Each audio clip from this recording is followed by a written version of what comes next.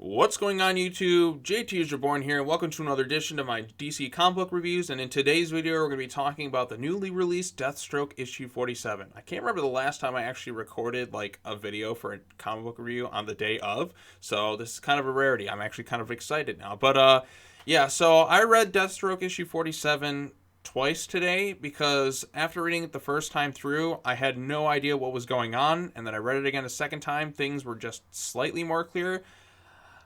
But I don't know what the fuck is going on in this issue. There's like so much happening, and it's so confusing for a lot of it. Like, for instance, Slade's in the issue right there. You see him on the cover there. We got this stuff going on right here at the shotgun wedding. I'm sure I don't know what it necessarily is for. Let me get out a guided view really quick. We got this going on. Slade is alive. So at the end of the last issue, I thought that was just Slade's icon suit. Apparently that was Slade's actual body, and I guess he's alive now. Well, how the fuck did this happen? Like, Slade is alive? Like, what is going on here? I'm like, I saw this immediately. I was kind of hoping for a reason, but we never really get one in this issue. I'm sure we'll get one 10 issues down the road saying, oh, this happened, or maybe his meta stuff was just healing. But yes, for whatever reason, Deathstroke is alive, so he never really died, I guess. I mean, we knew Slade was coming back, and but he's just alive, I guess, because, like, you know, you can't have a Deathstroke book without Slade Wilson. But yeah, Slade is alive. He's in the apartment with Hosen or whatever. That's going on here, and elsewhere, he even calls his phone. He thinks Raven did something to do with this. Like, his brain is all scrambled. He's kind of rambling off on a bunch of things. He even calls and Damian picks up the phone at one point. Is this some kind of joke? Is this going to play a factor into anything else, I wonder? I guess so, I guess not. But, yeah. Elsewhere, Joseph Wilson's off doing his thing. He's doing the mind control thing. So, in a way, it's mirroring what's going on in the Teen Titans books, where Jin is going through and just kind of changing people's minds to where, like, you know, they'd be better people. Although this time, Jericho's going around stopping people. Remember, he's basically looks like a Blue Man Group Nightcrawler or something like that with his Mystique with his newfound powers. He's basically controlling people's minds now. So we got that there. He's stopping all sorts of conflicts, so that's good. And then we finally get the confrontation between Emiko Queen and Rose Wilson. It kind of just happens out of nowhere. Now, I was kind of hoping that we get a conversation where basically we'd find out the reason why Emiko did what she did. Rose calls her out. They have a little fight. And we got that shot there, of course. So this is where we get this right here. You wanted to kill me. Maybe you wanted to do what? An absolution. You get what you paid for. Blah, blah, blah, blah, blah. I did what I had to do. Was Deathstroke threatening team according to your mom? Robin had deactivated my father's defense systems. He was aiming his own gun at him. Where is the threat, Emiko? Why did you fire? So that's the question I was kind of hoping we get answered in this issue, because we still, however many issues after, what was it, the Terminus Agenda storyline, we still don't know exactly why she did what she did. They haven't really gone into it at all. I'm really hoping that we get to figure this out. And also, I guess this takes place before when Damian goes to talk to her at some point. That was like the most recent Teen Titans issue. But I'm just wondering, like, are they going to dive into it at some point? We still don't know exactly why she did what she did. It's like, oh, you had everything aimed at him. Like, why did you go ahead and pull it? So there has to be like a reason behind it. But anyways, the two of them fight. We get kind of a nice emotional moment where Rose basically forgives her for what she did.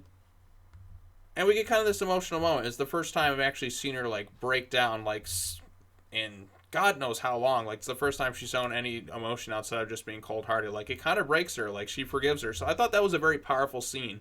We still also have Joseph doing his thing. Slade is going crazy. Look at his face. He's all grizzled. He's all bruised up and such. And he's also going off. And then he kind of freaks out at Hosen. Jericho's still with his boyfriend, fiance. I can't remember at this point. He's still got the mind control influence over him. And Hosen's being attacked. Slade's just going crazy. And then Slade basically just kills him. So now Rose is going to be really pissed off about that whole thing, I'm sure, or whatever. I really don't know what's going to happen with that. Although we don't really see it happen. But Slade's just kind of on the warpath. Then we get this thing, this kind of end tag at the end. Is this Slade Wilson here too? Is there two Deathstrokes? It says, I'm so confused by this issue. Like, there's good moments in it, but my God, the non-linearness, like the non-linear storytelling in this, it doesn't really make much sense. Like it's so all over the place. I can't figure out what's going on. I'm sure it'll be like several issues down the road we'll get a true answer in this. Again, this is tying into the Year of the Villain. I haven't really read the Justice League issues, and maybe there's a tie-in that explains what's going on here, but it's really, really confusing. It didn't happen in Teen Titans. I'm like, do I have to read another book to figure out how Slade just is somehow alive now? I mean, he got shot through the eye, and I guess that killed him, but it didn't really. He's been dead for days, or there's a difference between dead and mostly dead, and I'm just sitting there just going... So, yeah, I mean, this for one thing, this cover is entirely misleading. They don't confront each other at all. So I don't know why we always have such misleading covers. But like I said, but I will give this though. Like the cover is very good. Do we have the variant cover in here? No, they didn't really have any variant covers to my knowledge of this issue. Because like a lot of the variants for the Deathstroke covers have been some of the most gorgeous looking artwork I've seen that in all of DC Comics. Like that, just the alternative covers have been really, really good. I can't remember the artist's name who did the variant covers, but like the variant covers for the Deathstroke books, beautiful, top notch, gorgeous artwork. I love just take it and just like hang it up on my wall. But yeah, the artwork is good here. Some of the dialogue's kind of fun, but like I think maybe where the intention was to put us all in the mindset of Slade Wilson for this issue, and just kind of make it was kind of like a confusing setup. I mean, Slade's confused to what the hell is going on. I guess that's what we're supposed to feel. I did like the confrontation between Rose and Emiko. Like, she forgives her. I felt like that was kind of powerful. And I'm kind of curious to see where we're going to go with Joseph Wilson's, like, newfound powers. But, again, I don't know what's going on. Do I have to go back and read, like, the whole entire run to make sense of this? Is this just another kind of random thing just kind of thrown together? I hope they explain it, because if they don't, then it's just so disjointed that it's really kind of hard to follow. Like it does, even after reading it twice, I'm just like, okay, I know what Joseph's doing, I know what Rose and them are doing, but I'm like, how the hell is Slade alive? Like, what's with the thing at the end too? I'm like, did I just miss something in the issues I've read? Because I'm just like, I don't know. I really don't know, and it's really confusing me and hurting my brain. So, yeah, that was Deathstroke 47. There's elements of it I liked. Some of the dialogue was pretty good. The Rose confrontation with Emiko was good. I'm interested to see what they do with Joseph Wilson's newfound abilities and such. But, like I said, Slade in this whole thing just got very confusing, and it kind of hurt the issue in that regards to me, because it's just like, wait, what's going on here? So, unless... I'm sure they'll explain it, but like as of right now, there's no real explanation. I'm like, okay, the man just apparently was dead for all this time, and now he just is seemingly okay now. And now he's going off killing everyone again, going against Slade's code. And plus, we didn't get to find out why Emiko did what she did. I mean, I guess they're probably saving it for Teen Titans. It was literally just as they're about to probably kind of dive into it. Like, Rose asked her the question, so why did you do what you do? Why did you do what you did to my father?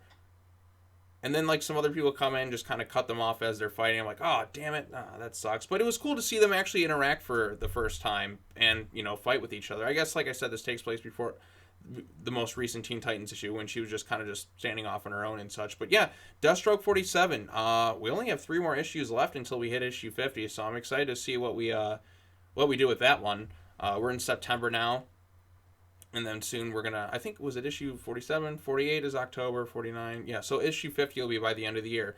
So I'm interested to see where it all ties in together. DC just had Doomsday Clock 11 come out today. I know it's been like 3 freaking months since the last issue. Like, that book is taking a long-ass time to get going. But now we only have 1 left. So the inevitability is there. We are almost at the end of that storyline. So hopefully after this Year of the Villain stuff, it all ties into like the lead up to Doomsday Clock. We get to see that unfold, and we get to see maybe like a reset almost of the DC universe to where the Rebirth storyline felt like it was going. We shall see. I'm still like wondering what they're going to do with all that. But yeah, so that's that. This is Deathstroke issue 47. I know I pretty much just ran down the whole issue. I usually go ahead and I read the synopsis of it, but I guess we'll do that. After being pronounced dead, Slade Wilson awakens in his daughter's apartment with no memory of how he got there. Meanwhile, Jericho's newly discovered powers continue to escalate, severing the now godlike Joseph from his own humanity with absolute power, corrupt Deathstroke's good son. Yeah, it kind of seems like it's on the path of doing so. My Father, My Killer. Again, this cover is completely misleading. It has absolutely nothing to do with the rest of the issue at all. So why even have it there? They don't even interact in the issue. So it's like, here you go. I'm like, oh, I'm gonna pick up this. Deathstroke's gonna fight this blue version of Joseph. I'm excited to see how this turns. Oh no, they don't at all. In fact, they don't interact with each other at all. So why even have it? Like, I mean, the cover looks cool. Like visually, it looks really good. The artwork, like the artwork in this Deathstroke run, has been very very good. But it just irks me that it's this misleading cover art stuff. Like, I mean, you want to pick up the issue, you're like, wow, look at that cover, but it has nothing to do with it. But yeah, overall consensus on issue 47. Rereading it a second time definitely helped. I wouldn't say it's a great issue. I wouldn't say it's a bad issue either. There are good moments in it, but it does, like, the confusion just kind of hurts it a bit for me. I know, like, just Slade just being alive randomly, that kind of irritates me. There's no real clear explanation to any of it whatsoever, unless they're saving it for later, which I hope they do. It just kind of felt random. Like I said, the non-linearness kind of makes it seem a bit disjointed at times. Now we're jumping here, we're jumping here, we're jumping there. It kind of affects the flow of the issue. I was giving props to him for, like, kind of mostly sticking to a more linear format in the previous couple of issues, but this one went more back to that more priest writing style, which is good, which I know a lot of people like, and it's his own unique style of writing, which, I got to commend someone for that. Like, I know when I'm reading a Christopher Priest storyline, and when it comes to Deathstroke, because it's kind of like doing that more non-linear fashion, but, so he's kind of going back to that style, which, sometimes I don't mind, but, like, in this case, I'm just like, okay, slow down a little bit in this issue. Like, let's kind of get us back into it. Let's try to explain, like, where Slade's been. I guess they're saving it for later. I don't know. But, yeah, so that was issue 47. Again, my thoughts are kind of all over the place, and mostly confusion. I guess maybe that was the intent of this issue, and everything will be answered in the next one, so I guess we'll have to wait and see. So, yeah, Deathstroke 47. What are your thoughts on the issue? Like I said, I'm kind of all over the place. I like bits of it, and then some of it I didn't really care for because I was just so freaking confused and had no clue what was going on, and I'm still irritated. We still do not know why Emiko Queen did what she did. So hopefully we'll get to find that answer at some point. My theory was she did it to save Damien's humanity. And also, Damien gets a call from Slade. Like, is that going to change the thing in Teen Titans? Like, I mean, does this take place before that? Does it take place after the most recent issue? Because, like, they talk about, like, I killed Deathstroke. But then again, Damien would have been like, oh, Slade called me in this thing. Like, I don't know. I don't know where in the timeline any of this stuff. I don't know where the timeline of anything is anymore, to tell you the truth. So I'm just kind of confused overall. But anyways, what are your thoughts on this issue? Let me know in the comments section down below. We'll chat about this issue some more. Did you like it? Did you dislike it? Let me know. Hit that bell for notifications. Subscribe to the YouTube channel. Thank you all so much for watching this. Have a nice day. I'm looking forward to the next Deathstroke issue. I'm having fun talking about Deathstroke, though. I don't think really too many people have, like, done reviews on YouTube of the Deathstroke books. I mean, everyone does like, we're doing comic reviews. They're obviously doing Doomsday Clock. Teen Titans, I know a few people are doing it, but nobody really seems to be doing the Deathstroke books. So I guess I'll be the guy to do it if that's the case, because, for the most part, this run has been very solid, and it's worth checking out. There's been a few ups and downs. I mean, when you're running 47 issues, not necessarily everything's going to most likely land. I mean, there's been some, like, a lot of the crossover books, like the Deathstroke vs. Batman one, I really didn't like at all. I like the Defiance arc. I thought that was pretty good. But it is fun reading about Deathstroke and his really dysfunctional family. So let's make a movie, DC. I really want a Deathstroke movie. Hopefully this new Joker movie does well and inspires them. Like, yeah, let's do an R-rated Deathstroke movie, because Deathstroke is such an interesting and fascinating character, and I feel like it's such a rich world to, like, dive into, and you got his whole family dynamic. I think that could really bring a new element to the DC universe in terms of their films, and give Joe Manganiello the chance to play the character he signed up for. So yeah. Alright, what are your thoughts on it? Let me know down below. I'll see you all next time. Take care now. Bye-bye then. And I guess the next review is going to be on Teen Titans issue whatever we're on. So yeah, that's that. Thank you all so much for watching. I'll see you all next time. Take care now. Bye-bye then.